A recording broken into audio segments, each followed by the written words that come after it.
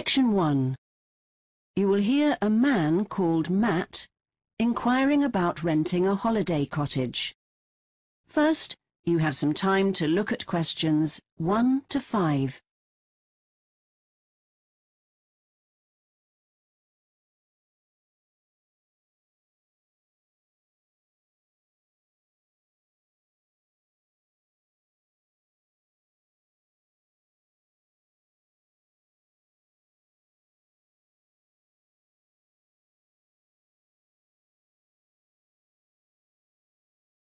You will see that there is an example that has been done for you. On this occasion only, the conversation relating to this will be played first. Hello? Oh, hello. I'm interested in renting one of your holiday cottages. I'm afraid I don't know your name. I'm Alison. My husband Jonathan and I are the joint owners. Good. My name's Matt Harmon. Now we shall begin. You should answer the questions as you listen, because you will not hear the recording a second time. Listen carefully and answer questions 1 to 5. Hello? Oh, hello. I'm interested in renting one of your holiday cottages. I'm afraid I don't know your name. I'm Alison. My husband Jonathan and I are the joint owners. Good. My name's Matt Harmon. How can I help you, Matt? Some friends of ours have recommended your cottages to us. They stayed in one of them last summer, and my wife and I would like to come. Could you tell me something about them? They're part of a barn, aren't they? Yes, they're on a farm, surrounded by countryside, and it's very peaceful. We've converted the barn into 2 cottages, which are both the same, and everything's on the ground floor. The living room is quite big, with comfortable armchairs and a sofa, dining table, TV and Wi-Fi. Okay. The kitchen is part of the living room. It's very well equipped, including an electric cooker, fridge freezer and microwave. And is there a dishwasher? I'm afraid not, as there isn't quite enough space for one. Well, I'm sure we can manage without one. After all, it's only for a week. And there's a double bedroom and a twin, both with plenty of storage space. What about the bathroom? Does it have a shower? Yes, a walk-in shower and a bath. Excellent. Let me tell you about the outside area. From the living room, there are glass doors leading out onto the patio, which is great for eating outdoors when the weather's fine.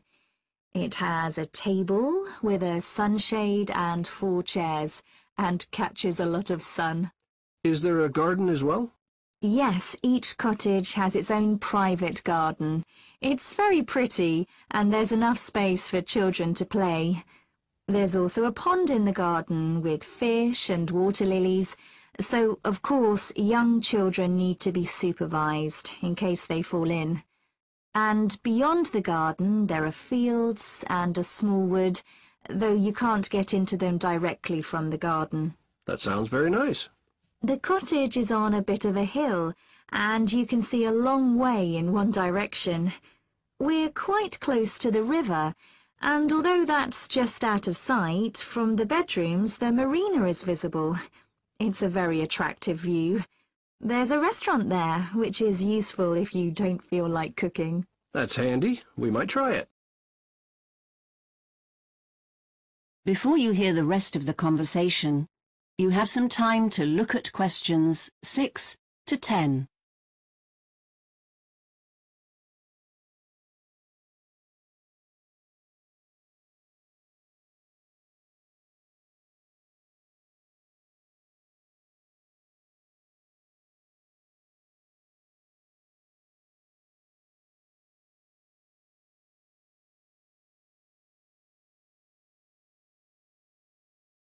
Now listen and answer questions 6 to 10. As for facilities, we supply towels and bedding, and there's a laundry which both cottages use. It's in a separate building and has everything you need for washing and drying clothes. I don't suppose we'll need to use it, as we'll only be staying for a week. Is there a parking area? Oh, yes. There's a lot of room just outside, a couple of 100 yards after you turn off the road to reach the cottages. Well, it sounds ideal. I'd certainly like to book a cottage. Would the week beginning the 7th of May be possible? That's the bank holiday weekend, isn't it? I'll just check. Oh, I'm afraid both cottages are booked for that week. Would the 14th be any good for you? One of them is available then. Let me think. Yes, that'd be okay. We'd need to change a couple of arrangements, but I don't think it'll be a problem. How much will it cost for a week? Let me see. May is mid-season, so it's £372, and we ask for a deposit of £200 to secure the booking. As soon as we've received that, we'll send you confirmation. The deposit is non-returnable, so we advise people to take out insurance in case they have to cancel for any reason. And the rest of the payment? That's due 6 weeks before you arrive. Okay, that's fine. Can I pay online? Yes, I'll give you our bank details. The money should be transferred to A and J Gribbin. I'd better spell out our surname for you. It's GRIBBEN. Got that. The sort code is... That is the end of section 1. You now have half a minute to check your answers.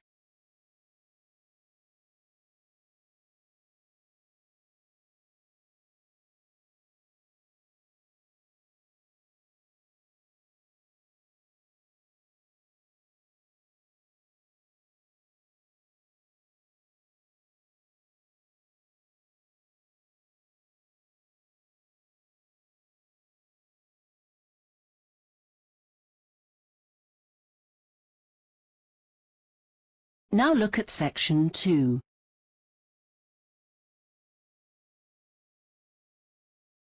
Section 2.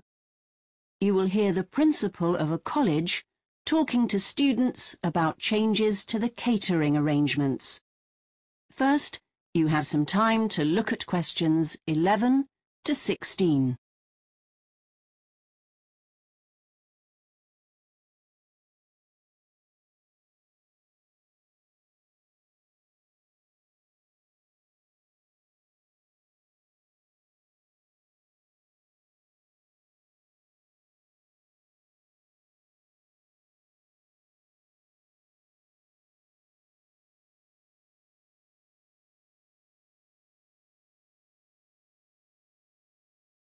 Now listen carefully and answer questions 11 to 16. Right, good morning everyone. I'd like to tell you about our new food hall. As you know, the problem with the old canteen is that there's only one serving point, so people have to queue for a long time to be served. Well, the new food hall will come into operation next week. It'll have several serving points, so long queues will be a thing of the past. And the aim is to keep the food as healthy as possible. The Around the World food point, as its name suggests, will be truly international and serve food from a different culture each week. When the food hall opens, it's going to be Chinese food, followed by Mexican, and then South African. The catering staff are working hard to master lots of different cuisines. I'm sure many of you will be interested in broadening your horizons and discovering what's eaten in other countries. One of the serving points is called Trad, and this will serve the best of traditional British food along with pizzas and burgers. 6 students from the catering department will be involved in preparing and cooking the food for a week at a time as part of their training. British food may not have the best reputation, but I can guarantee that you'll be surprised how delicious it can be. Another food point is called Indian Delight. This will serve meat, fish and vegetarian food from different parts of India, as well as delicious desserts. you'll find the food is much more varied than in most Indian restaurants in this country. Everyone will be able to say what they'd like to see on the menu, so this will change from time to time to include your ideas. The Specials Corner will cater mainly for people who want to lose weight or are on special diets such as vegetarian or vegan or have food allergies. The catering staff will get to know people who regularly use this serving point and will be able to help them choose suitable food and tell them what to avoid. The deli will serve a range of wrapped cold food like quiches and sandwiches, which you can take away to eat later, or at the picnic tables in the college grounds when the weather's warm enough. Although most people prefer hot food in the winter, we're sure some will find it useful to have this option in cold weather too. And finally, although some of the serving points will have salads available throughout the year, the salad bar will operate during the spring and summer terms. It'll serve a very wide range of salads using ingredients that are in season. If you think salads are boring, you're in for a surprise. Before you hear the rest of the talk, you have some time to look at questions 17 to 20.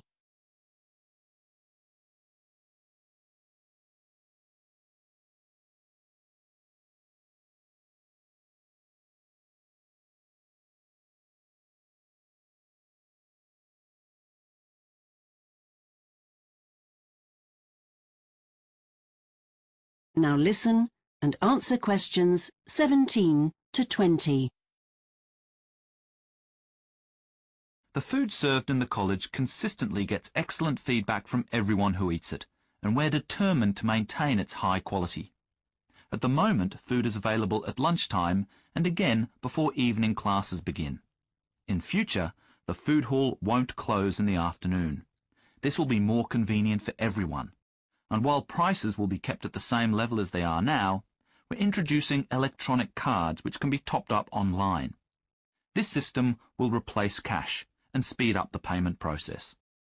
I'm pleased to say that the catering staff are looking forward to the new system, as many of them would welcome the extra work, so additional staff won't be necessary. You may be wondering what will happen to the old canteen. Our original plan was to have it demolished and construct a new classroom block on the site, but that turned out to be too expensive. Instead, there will still be tables and chairs in there, so it'll provide additional seating. You can take in food you've bought in the food hall or that you've brought from home. And on the walls, it'll have paintings done by students from the art department. There are a number of these that can be taken out of storage and put on show, so we'll all have the chance to appreciate them. Okay, so that should bring you up to date with what's happening in... That is the end of section 2. You now have half a minute to check your answers.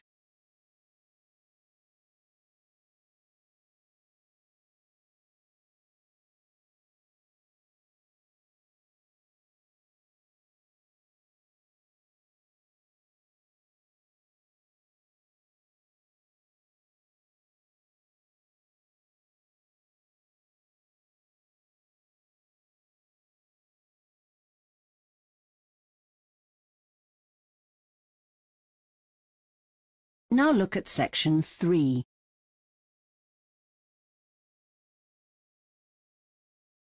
Section 3. You will hear a student called Carol talking to Mike from the University Careers Service. First, you have some time to look at questions 21 to 25.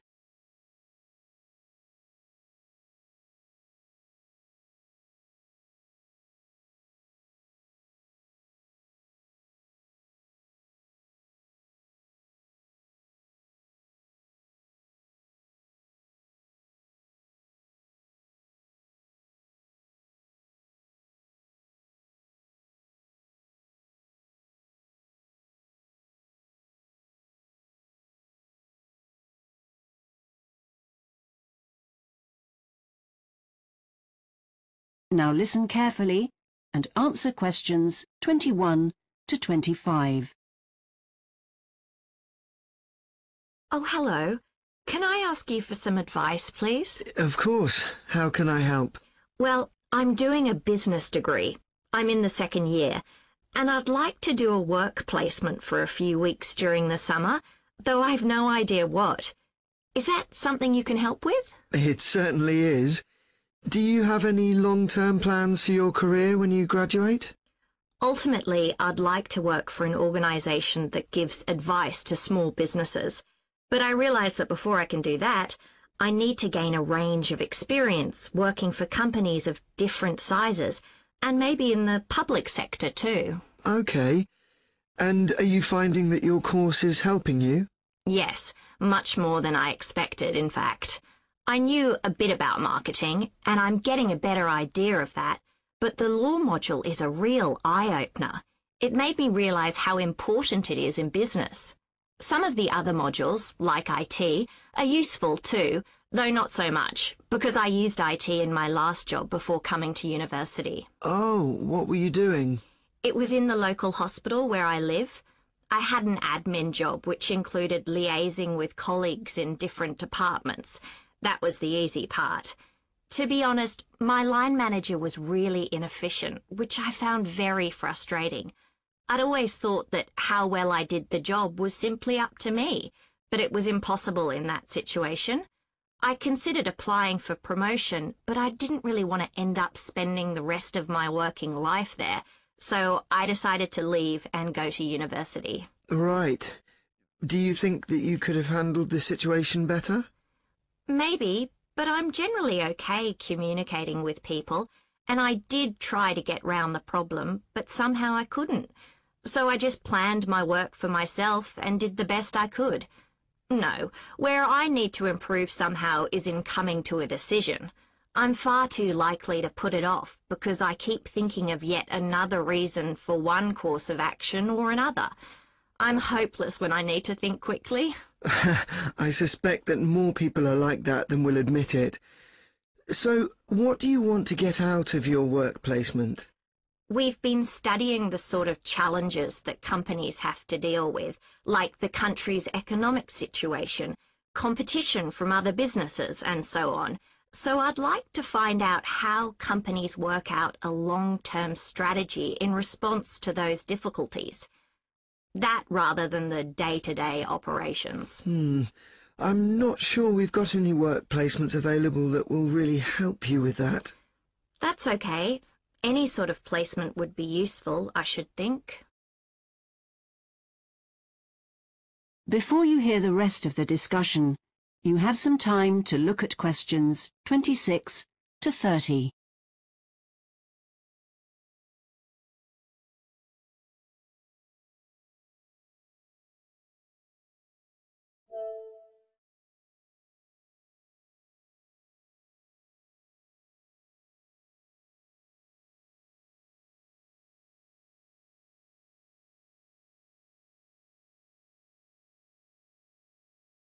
Now listen and answer questions 26 to 30. Right, well, here's a list of the work placements we've got on our files for this coming summer. Let's have a quick look through them and decide which ones to look at in more detail. They're all in the retail sector. Is that okay? That's fine. Good. Well, this one's a chain of restaurants. I have to say its reputation for staff relations isn't very good, so you might not want to work there. Though, to be fair, I've used its website to book a table or order a takeaway a few times, and it's much more efficient than other restaurants' websites I've used. And my local restaurant always seems to be full of customers. Okay, that's a possibility. Next, there's a cinema chain. Oh, they've got a cinema in my hometown. It's quite old and big, and they've got some offices that they no longer use, so they let local clubs meet there free of charge. Yes, it's company policy that all their cinemas should do something to help local organisations. I think that's great. Though I usually book my tickets online, and it's hard to navigate round the website. I've had that problem too. What do you think of this chain of bookstores? Isn't that the company that converts attractive old banks and things so their premises are really nice? Yes, that's the one. A lot of customers go in just to look around, and not all of them buy any books. The staff must like working in attractive surroundings too. I'm sure you're right. Let's see, this next one is with a chain of coffee shops. I often go there for coffee, even though some other chains are cheaper. They're very popular, aren't they? That's because they're very careful about the sources of their coffee and treat the growers very well.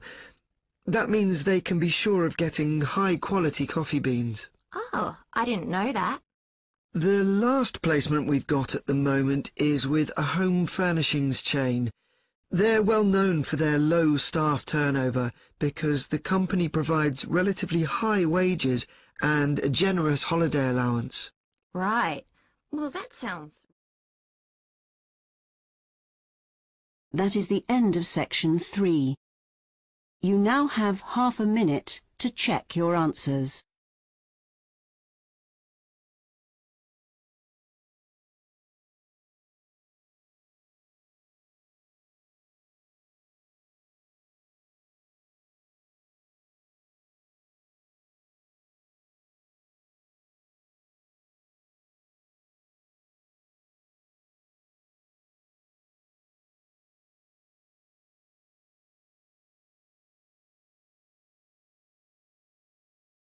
Now look at section 4.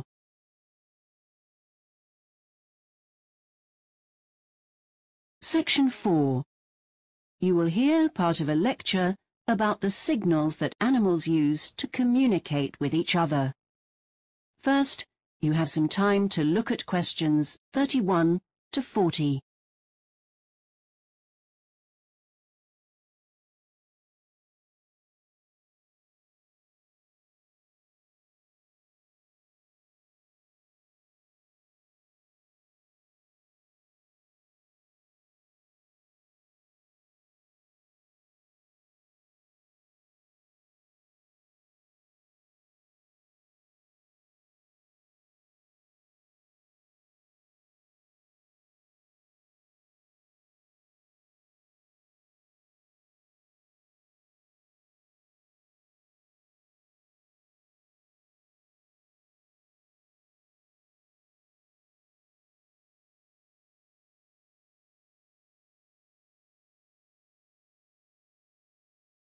Now listen carefully and answer questions 31 to 40. The study of animal communication has been growing rapidly in recent years, and in today's lecture I'll be looking at the main ways in which animals communicate with others of their own or different species, which of course can include human beings. The definition of communication that I'll be using is the sending of information to another animal with the intention of affecting its behaviour in some way. The signals that animals use can be classified into 4 main groups, and I'll start by briefly outlining them. Pheromones are chemicals that an animal secretes. They're particularly common among social insects, such as ants and bees. Social meaning that they live in large groups and function as a society. For example, when ants find a source of food, they create a trail of scented pheromones leading to it, thus indicating to other ants where to go. If the source is plentiful, they add pheromones on both the outward and return trips. But as the food becomes scarce, they stop adding on their return, so the strength of the smell provides further information. Each species of ant has between about 10 and 20 pheromone perfumes, and they're all used to communicate something different. This can be to summon anything from a few ants to thousands in order to attack their prey, defend the colony, or organise the relocation of the colony. One specific pheromone is used by squashed ants to warn others of danger. The response of the other ants may then be to swarm and sting the attacker. Dogs sniff each other to collect chemical information and also release chemicals in their urine. They use this to mark their territory so that other dogs know who is in control and that they should stay away. In this case, the communication takes place over time, unlike most communication which is immediate. That is, the receiver of the signal normally receives it as soon as it's sent. The next category of signals are the auditory cues. Birds are the main users of this method. The males of certain species sing to attract mates. They also make a different noise to give warnings or make threats. And they coordinate group behaviour using sound. Not all their sounds are made with their voices. Some species, like the ruffed grouse, beat the air with their wings to create a vacuum. Then the air rushes in, creating a booming noise. One species of monkey, vervet monkeys, live in closely knit social groups and have a highly developed system of calls. Whereas most animals have just one cry to warn of predators, vervets have a different alarm call to indicate each of their 4 main threats: leopards, eagles, pythons and baboons. Vervets hearing an alarm will look at the caller, look in the direction the threat is coming from, then race to an appropriate place of safety. For instance, in a bush to avoid attack by eagles, or on branches furthest from the trunk of a tree which can support their weight but not that of a leopard.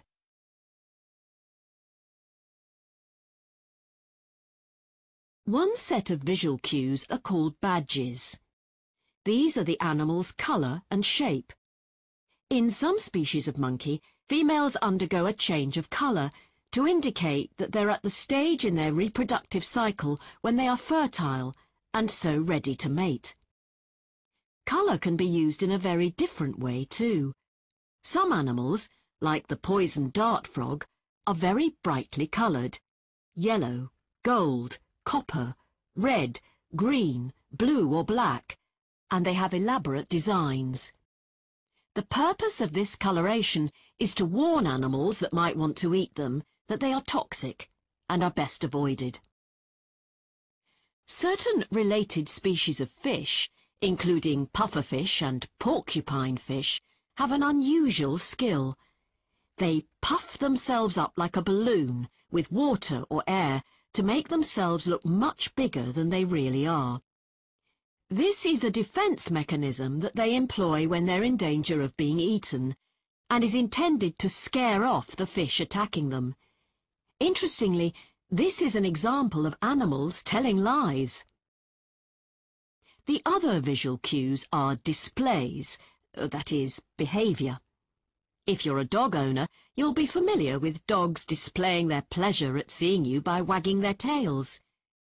Many animals send visual cues as threats. Dogs growl. Chimpanzees may raise their arms, slap the ground, or stare fixedly at the animal they're threatening. Another message is communicated by juvenile chimpanzees that come too close to an adult male. They grin to show submission to the dominance of the male. The fourth category of signals is tactile cues. And of course, these are only possible if the animals concerned are in close enough proximity to touch each other.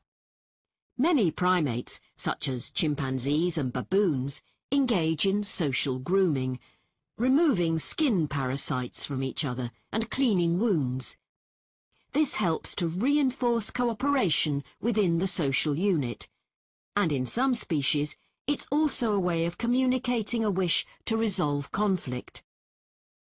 Grooming isn't limited to primates. It's carried out by some species of birds, bats, insects, and other animals too. That is the end of section 4. You now have half a minute to check your answers.